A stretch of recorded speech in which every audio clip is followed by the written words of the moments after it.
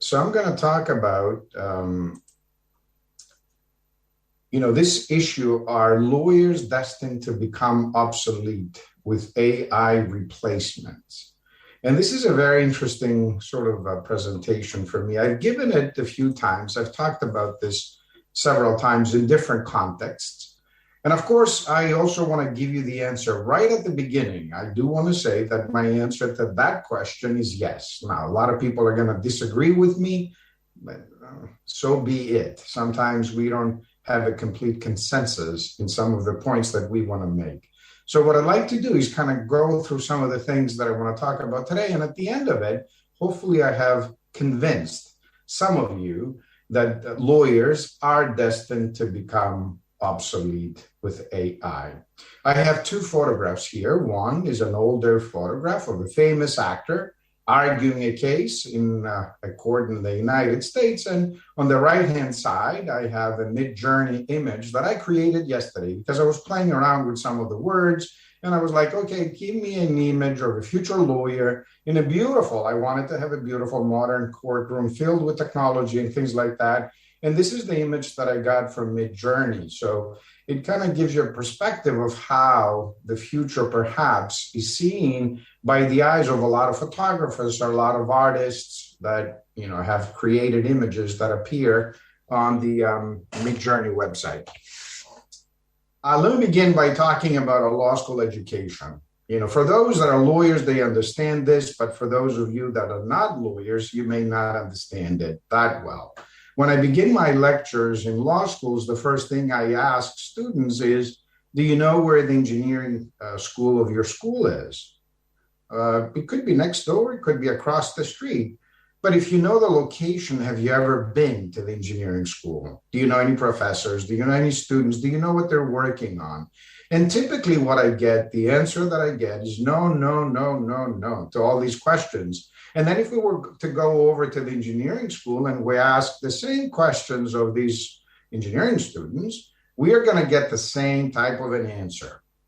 So basically, we have created a wonderful together, said, forget the lawyers. We don't care about them. We got to do arbitrations because the court system is very expensive.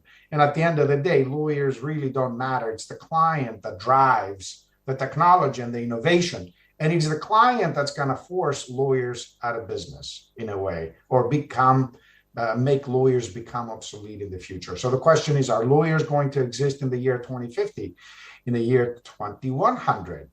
And my answer to that is yes, because of all these technological changes. And the technological changes that I've talked about are, number one, well, let's talk about that. New materials that have the ability to transform, to morph. And morphing is a Greek word. So we have now new materials that adjust the circumstances, the changes in circumstances. We now have the ability to 3D print human organs, brains, cells, and things like that. And we also have sensors that can pick up all these feelings. And at the end of the day, can we construct now a mechanism that has the ability to morph new materials, has the ability to smell the mental state, has now the ability to implant human brain cells in its package of little wires or whatever, however we create it, to resolve disputes and act as a lawyer. Now, that sounds too futuristic, too far in the future, but that's the way I kind of want to think about this. Let's talk about the metaverse. Dimitri, I'm sorry. We have 4 more minutes. And yes. Yes. I'm almost done. I'm sorry for that. Yeah. That's okay. No. I do want to say a couple of things. Big data. Everybody talks about big data, but the problem we have is that all of this data is unstructured. 80% of all the data is unstructured. It's all over the place. And look at the numbers of data. So what I want to say is that the future of lawyers is, we got to change the definitions, because we're not going to be dealing with paper. We're going to be dealing with data. And the word lawyer, you see, I crossed it out. I have cyber sapiens, data processor. How are we going to do it? I'm not sure, but there are new words that are going to come out.